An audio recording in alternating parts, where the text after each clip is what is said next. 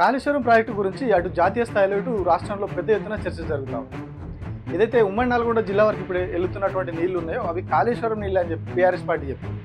లేదు కాళేశ్వరం నీళ్ళు కాదు, మేము కట్టిన ఎస్ఆర్ఎస్పీ నీళ్ళు అని చెప్పి కాంగ్రెస్ పార్టీ చెప్తున్నాం. ఈ విషయం మీద ఢిల్లీ నుంచి గల్లీ దాకా రెండు పార్టీలు కూడా రోజు తిట్టుకుంటా ఉన్నాయి. కాంగ్రెస్ పార్టీ ఏమో మా నీళ్లు మా ఎస్ఆర్ఎస్పీ నీళ్ళు అని చెప్పుకుంటుంది, బీఆర్ఎస్ పార్టీ ఏమో మా కాళేశ్వరం నీళ్ళు అని చెప్పుకుంటుంది. మరి ఈ నీళ్ళు ఎక్కడి? ఈ నీళ్లు ఎక్కడి? కాళేశ్వరమ్యా లేకపోతే ఎస్ఆర్ఎస్పీ? అసలు ఈ వివాదం ఏంది? దీని వెనకాలన కథ ఏంది? ఎందుకు ఈ వ్యవహారం అంతా నడుస్తుంది? సో ఈ వివరాలన్నీ వాళ్ళ మనం మాట్లాడుకుందాం. నమస్తే, నేను Prabhakar Venavanka. Welcome to PV news. కొద్ది రోజుల క్రితం రాజ్యసభలో కేంద్ర జలశక్తి శాఖ మంత్రి ఎవరు అవుతున్నారో పాటిల్ కొన్ని కాంట్రవర్షియల్ కామెంట్స్ చేసిండు. कालेश्वर में वो पूरा देश जानता है, करीब 1 लाख करोड़ से ज़्यादा पैसा स्टेट की ओर से लगाया गया था, मगर वो सब पानी में बह गया है और उसकी इंक्वायरी भी चल रही है हमारे मंत्रालय की ओर से भी। बोलो बोलो बोलो। तो 1 लाख करोड़ रुपया उसमें जो पानी में बह गया हमारे मंत्रालय की ओर से, उसका अभी जो रिपोर्ट चल रहा है उस 1,00,000 కోట్లతో కట్టిన కాళేశ్వరం ప్రాజెక్టు కొట్టుకుపోయింది అని చెప్పిండు ఆయన. సేమ్ మాట మీరు వినుంటారు ఇదివరకే. చాలా వేదికల మీద రేవంత్ రెడ్డి కూడా సేమ్ యాసిస్ ఇదే డైలాగ్ చెప్పిండు. ఆఖరికి ఉస్మానియా యూనివర్సిటీలో చాలా మంది మేధావులు, విద్యార్థులు, స్కాలర్స్ ముందు నిలబడి కూడా ఇదే మాట చెప్పాడు. ఎవడో 1,00,000 కోట్లు కట్టింది, కూలింది, పోయింది. 1,00,000 కోట్లు గంగలో పోయింది, గోదావరిలో పోయింది. నీళ్లకు సంబంధించిన కాళేశ్వరం కూలేశ్వరం అయి ఉండేది కాదు. ఈనాడు 1,00,000 కోట్లు గోదావరిలో పోసి నిర్మించిన కాళేశ్వరం కట్టడం, కూలడం 3 సంవత్సరాల్లోనే జరిగిపోయింది. 1,00,000 కోట్లు ఖర్చు పెట్టిన కాళేశ్వరం కట్టడం, కూలడం 3 ఏళ్లలోనే జరిగిపోయింది. కాళేశ్వరం 1,00,000 కోట్లతో కట్టిన కాళేశ్వరం ప్రాజెక్టు కొట్టుకపోయింది అని చెప్పాడు. Same dialogue, same Revanth Reddy ఏం చెప్పిండో డైలాగ్ అదే కేంద్ర మంత్రి నోటి నుంచి వచ్చింది. ఈ కేంద్ర మంత్రి పాటిల్ మాట్లాడిన తర్వాత స్టార్ట్ అయినటువంటి గొడవ కంటిన్యూ అవుతానే ఉన్న తర్వాత కాంగ్రెస్ వాళ్ళు, బీజేపీ వాళ్ళంతా కూడా మూకుమ్మడిగా బీఆర్ఎస్ మీద దాడి చేయడం, 1,00,000 కోట్లు కొట్టుకపోయినాయని చెప్పి సేమ్ గతంలో ఏదైతే ప్రచారం బీఆర్ఎస్ పార్టీ అధికారంలో ఉన్నప్పుడు, అధికారం పోయిన తర్వాత 2 ఏళ్లలో జరిగినటువంటి రెగ్యులర్ ప్రచారం మళ్ళీ ఇప్పుడు కూడా కొద్ది రోజులుగా స్టార్ట్ అయింది. కొంత గ్యాప్ వచ్చింది కాళేశ్వరం మీద బీఆర్ఎస్ను తిట్టడానికి, కొద్ది రోజులుగా గ్యాప్ ఇచ్చిర్రు. సో ఇప్పుడు ఎవరైతే కేంద్ర మంత్రి మాట్లాడిండో దాని ద్వారా ఇది మళ్ళొకసారి అగ్గి రాజేసినట్టు అయింది. సో ఈ ఇష్యూ మీద కాంట్రవర్సీ నడిచింది. తర్వాత వీళ్ళు బీఆర్ఎస్ వాళ్ళు ఢిల్లీలో రాజ్యసభ ఎంపీలు కొంత లొల్లి చేసిర్రు. మళ్ళీ రాజ్యసభలో కూడా మాట్లాడిర్రు. సురేష్ రెడ్డి మాట్లాడి ఇవి కరెక్ట్ కాదు, ఆ వ్యాఖ్యల్ని వెనక్కి తీసుకోవాలని చెప్పి ఆయన కూడా డిమాండ్ చేశారు. इतना भी जानकारी नहीं है कि प्रोजेक्ट का क्या लाभ हो रहा है. आप यहाँ बयान दे दिए कि 1 लाख करोड़ एकदम got washed away. That is something which attracts the attention of the House. In my view, it attracts the privilege of the House for the Honorable Minister to mislead this August House by saying 1 lakh crores of Kaleshwaram project got washed away. I am sending a representation to you and I request the government to correct the facts.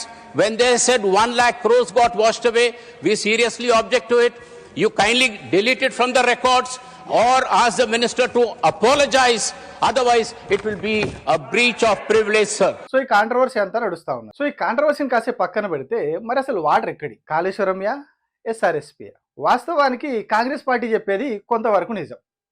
ఇవి SRSP నీళ్లు అని చెప్తున్నారు వాళ్ళు. అవును, SRSP నీళ్లు అంటే ఆ SRSP project ఆ గోదావరి నది మీద కట్టి ఉన్నది.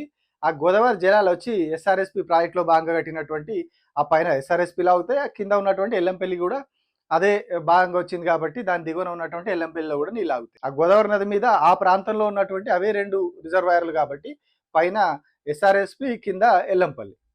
సో ఆ ఎల్లంపల్లి నుంచి ఇప్పుడు ఎక్కడికి పోతున్నాయి నీళ్లు? ఎవరైతే వీళ్ళు శ్రీరామ్ సార్ ప్రాజెక్టు నీళ్ళు అని కాంగ్రెస్ చెప్తా ఉన్నదో, సో మరి ఆ నీళ్లు ఇప్పుడు ఎక్కడ దాకా పోతున్నాయి?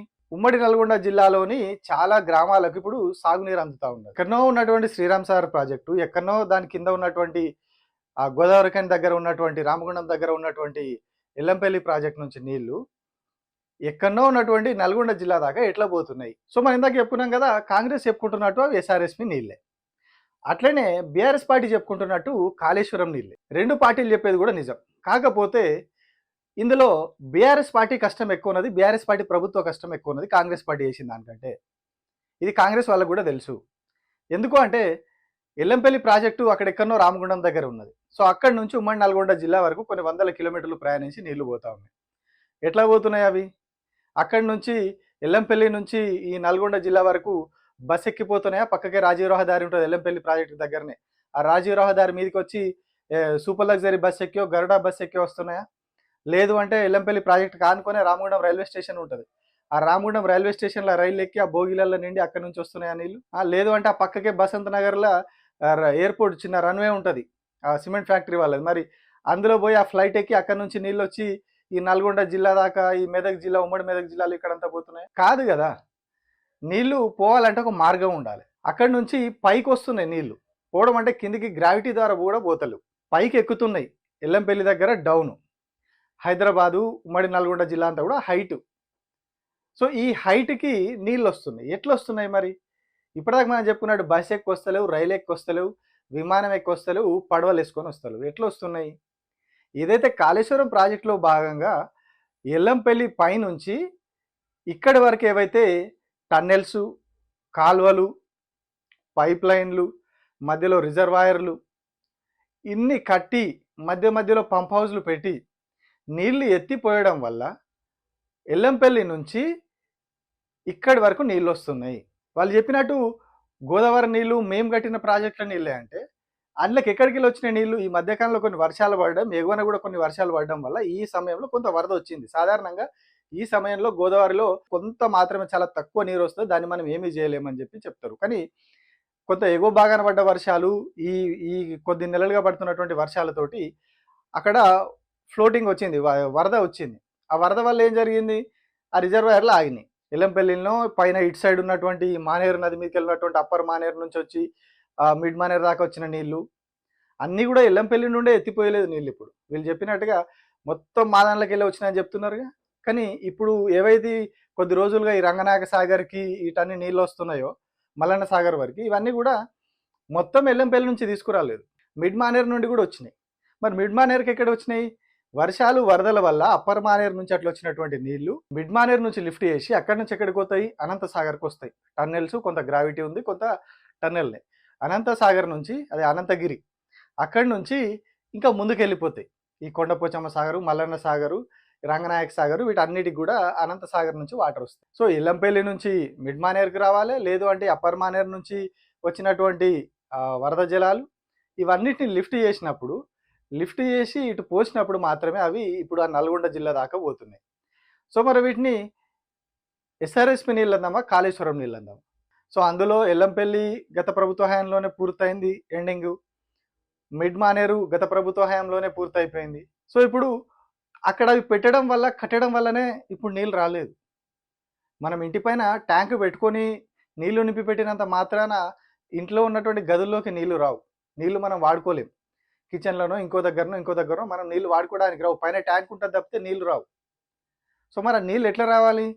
దానికి మనం పైప్ లైన్లు వేసుకుంటాం పైనుంచి, ఆ ట్యాంక్ నుంచి ప్రతి గదికి, బాత్రూంలకి, కిచెన్లకి, లేదా బయట వరండాలో కాళ్ళు కడుక్కోవడానికి ఇట్లా రకరకాలుగా మనం పైపులు వేసుకుంటాం.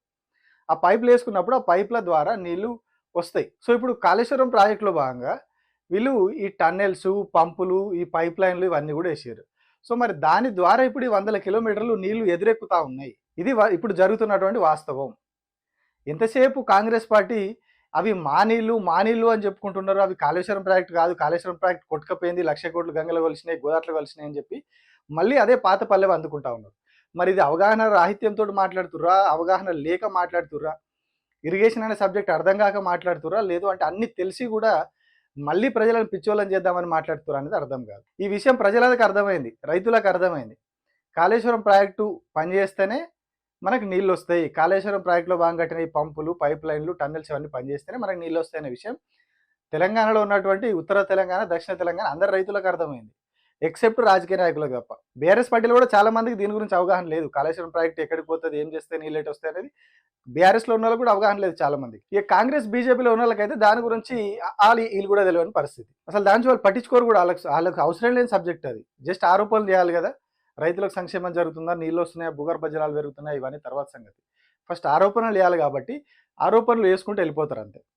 సో నీళ్ళు ఎట్లా వస్తున్నాయి, ఏం చేస్తున్నాయి, గ్రావిటీ ఎక్కడుంది, టన్నెల్ ఎక్కడుంది, కెనాల్ ఎక్కడుంది, ఇవన్నీ అవసరం లేదు వాళ్ళకి. సో ఇప్పుడు అందుకే ఈ డ్రామా అంతా నడుస్తూ ఉన్నది. ఇది డ్రామా అని ఎందుకంటున్నా అంటే, ఏకకాలంలో రెండు జాతీయ పార్టీలు, కాంగ్రెస్, బీజేపీ రెండు కూడా మూకుమ్మడిగా గత ప్రభుత్వం మీద దాడి చేస్తున్నాయి. ఇదో గత ప్రభుత్వాన్ని సపోర్ట్ చేస్తలేను నేను, కాళేశ్వరం ప్రాజెక్టు వల్ల జరిగినటువంటి మంచి చూసినా కాబట్టి చెప్తున్నాను నేను. కాళేశ్వరం ప్రాజెక్టు కట్టడం వల్లనే ఇప్పుడు నీళ్ళు వస్తున్నాయి అనే విషయం కొంత అవగాహన ఉంది కాబట్టి, కాళేశ్వరం ప్రాజెక్టు గురించి కొంత అవగాహన ఉంది కాబట్టి నేను ఈ విషయం చెప్తున్నా. ఆ ప్రాజెక్టు కట్టడం వల్ల, టన్నెల్స్ వల్ల, కాలువల వల్ల జరిగినటువంటి లబ్ధి ఏంది, ఆ రిజర్వాయర్లు కట్టడం వల్ల వచ్చినటువంటి లబ్ధి ఏందో తెలుసు కాబట్టి అది దానివల్ల మంచి జరుగుతుందనే విషయం చెప్తున్నా. వీళ్ళు చేస్తున్నాయి చిల్లర కామెంట్లు అని చెప్తున్నా. కేవలం రాజకీయం కోసం, కేవలం ప్రజల్ని మళ్ళొకసారి ఆ కాళేశ్వరం పేరు చెప్పి డైవర్షన్ చేయడానికి చేస్తున్నారు తప్పితే, ఎందుకంటే ఇక్కడ ఒక ఒప్పుకొని తప్పక విషయం ఏంది అంటే, ఇప్పుడు ఏవైతే పంటలు ఎండిపోయే దశ, ఇప్పుడు యాసంగి పంట పుట్ట దశకు వచ్చి ఇక చివరి దశకు వస్తూ ఉన్నది. ఈ టైంలో నీళ్లు సమృద్ధిగా ఉండాలి పంటకి. నీళ్ళు అందకుంటే పంట మొత్తం నాశనం అయిపోతుంది. ఇన్ని రోజులు చేసిన పని అంతా కూడా కంప్లీట్గా వేస్ట్ అయిపోతుంది. ఎందుకంటే ఇప్పుడు ఆ పుట్టకొచ్చిన వరి నీళ్లు సరిగా అందకుంటే అదంతా కూడా తాలైపోతాయి, గింజలు సరిగా రావు. ఆ గింజలన్నీ కూడా తాలుగా వెళ్ళిపోతాయి, రైతు మొత్తం నష్టపోతాడు. సో ఇప్పుడు నీళ్లు సమృద్ధిగా ఉంటేనే ఎంతో కొంత పంటనైనా రైతు కాపాడుకోగలుగుతాడు. సో ఇప్పుడు భూగర్భ జలాలు అడుగంటున్నాయి అని చెప్పి తాజాగా చాలా రిపోర్ట్లు చెప్తా ఉన్నాయి. సో బోర్లు, బావుల్లో నీళ్లు లేవు, మరి ఎట్లా రావాలి? ఈ కాలువల ద్వారా వచ్చినప్పుడు, రిజర్వాయర్లు నింపినప్పుడు, చెరువులు నింపినప్పుడు మళ్ళీ గ్రౌండ్ రీఛార్జ్ అవుతుంది, వాటర్ రీఛార్జ్ అయ్యి బోర్లలో నీళ్ళు వస్తాయి, బావుల్లో నీళ్ళు వస్తాయి. ఈ కాలువల్లో వచ్చిన నీళ్ళ ద్వారా కూడా కొంత పంట పండుతుంది. సో ఆ పంట పండినప్పుడు ఆ రైతు సంతోషం వ్యక్తం చేస్తాడు. ఆ విషయం రైతుకు అర్థమైంది కాబట్టి రైతులు మళ్ళీ గత ప్రభుత్వాన్ని గుర్తు చేసుకుంటున్నారు. కేసీఆర్ ఇది కట్టిండు కాబట్టి మాకు నీళ్ళు వస్తున్నాయి అనే విషయాన్ని వాళ్ళందరూ కూడా గుర్తు చేసుకుంటున్నారు. ఊర్లలో జరుగుతుంది కూడా చర్చ. ఆయన అప్పుడు ఇది చేసిపోయింది కాబట్టి మనకి ఇప్పుడు నీళ్ళు వస్తున్నాయి అనే విషయం వాళ్ళు మాట్లాడుకుంటున్నారు. సో ఇప్పుడు ఇది ఈ రెండు పార్టీలకు డ్యామేజ్. కాంగ్రెస్కు, బీజేపీకి ఇది డ్యామేజ్ అవుతా ఉన్నది. ఇప్పుడు మనమున్నాము, వాళ్ళేమో ఆ రైతులేమో ఆయన గురించి మాట్లాడుకుంటున్నారనే ఒక అక్కసు తప్పి ఏం కనబడతలేదు. సో ఏం చేయాలి? ఆయన పేరు బదనాం చేయాలి. మళ్ళీ ఇక్కడ జరిగినటువంటి మంచిని గుర్తించాం. నీళ్ళు వస్తున్నాయి, గ్రౌండ్ వాటర్ పెరిగినాయి. ఆ వ్యవసాయం చేసే వాళ్ళ కాంగ్రెస్ వాళ్ళు కూడా ఉన్నారు, బీజేపీ వాళ్ళు ఉన్నారు, బీఆర్ఎస్ వాళ్ళు ఉన్నారు, అన్ని పార్టీల వాళ్ళు ఉన్నారు, అన్ని పార్టీలకు ఓటేసిన వాళ్ళు ఉన్నారు. సో ఇప్పుడు ఆ మంచి పేరు ఏదైతే వస్తుందో దాన్ని డైవర్ట్ చేయడానికి, దాని నుంచి అందరి దృష్టి మరల్చడానికి ఈ కొత్త డ్రామా గట్టేసుకున్నారు. అవి కాళేశ్వరం నీళ్ళు కాదు, కాళేశ్వరం కూలిపోయింది, కొట్టుకపోయింది అని చెప్పి కేంద్ర మంత్రి మాట్లాడతాడు. ఆయన తానా అంటే తందానా అన్నట్టు ఆయనకు ఇక్కడ కాంగ్రెస్ వాళ్ళు, బీజేపీ వాళ్ళందరూ కూడా కాళేశ్వరం కొట్టుకపోయింది అని మళ్ళీ పాత పల్లవిని అందుకున్నారు. కాళేశ్వరంలో కొట్టుకపోయిందంటే సరే, కొట్టుకపోయింది అనుకున్నా కూడా మేడిగడ్డ ఒకటే కొట్టుకపోయింది. కాళేశ్వరం లిఫ్ట్ ఇరిగేషన్ అనేది చాలా డిఫరెంట్ ప్రాజెక్టు. మొత్తం 365 డేస్ మేడిగడ్డ నుంచి నీళ్ళు ఎత్తి పోసుకోవడానికి కాదు కాళేశ్వరం కట్టింది. అవసరాన్ని బట్టి అక్కడి నుంచి ఎత్తుకోవడానికి, ఎక్కడి నుంచి నీళ్ళు అవైలబిలిటీ ఉంటే అక్కడి నుంచి తీసుకొని పోసుకోవడానికి ఈ ప్రాజెక్టు కట్టింది. సో దీని వెనకాల ఉన్నటువంటి వాస్తవాలు ఇవి. ఈ వాస్తవాలను పక్కన పెట్టి వాళ్ళు చేస్తున్నటువంటి ఈ డైవర్షన్, డ్రామా టాక్టిక్స్ అన్నీ ఇవి. రైతులకు మంచి జరుగుతుంది మాట్లాడరు, రైతులకు పంటలకు నీళ్ళు వచ్చినాయి, భూగర్భ జలాలు పెరిగినాయి, ఇవన్నీ గురించి లేదు. దాని నుంచి డైవర్షన్ చేయడానికి ఇవి కాళేశ్వరం నీళ్ళు కాదు, ఎస్ఆర్ఎస్పి నీళ్ళు, ఆ నీళ్ళు, ఈ నీళ్ళు, అట్లా లెక్కలేసుకుంటూ పోతే చాలా మాట్లాడుకోవాల్సి వస్తుంది, చాలా ఉంటుంది. సో ఇవి ఏ నీళ్ళు అనేది కాదు, అసలు ఎట్లా వచ్చినాయి ఇక్కడ దాకా, రైతుల దాకా ఎట్లా చేరినాయి, రైతుల చింతకు ఎట్లా చేరినాయి అనేది అసలు అంశం. సో దాన్ని పక్కన పెట్టి మళ్ళీ దీన్ని తీసుకుపోయి మేడిగడ్డ దగ్గర పెట్టి కొట్టుకపోయింది అంటే అసలు 1,00,000 కోట్లు ఖర్చే లేని ప్రాజెక్టు 1,00,000 కోట్లు ఎట్లా అవినీతి జరిగింది, 1,00,000 కోట్లు ఎట్లా గంగలు కలిసినాయో మరి దానికి చెప్తున్నటువంటి ఆ సెంట్రల్ మినిస్టరు, ఆయనకు తానా తందానా అనుకుంటూ పడుతున్నటువంటి రాష్ట్రంలో ఉన్నటువంటి కాంగ్రెస్, బీజేపీ వాళ్ళు చెప్తే కొంచెం మంచిగా ఉంటుంది. Thank you.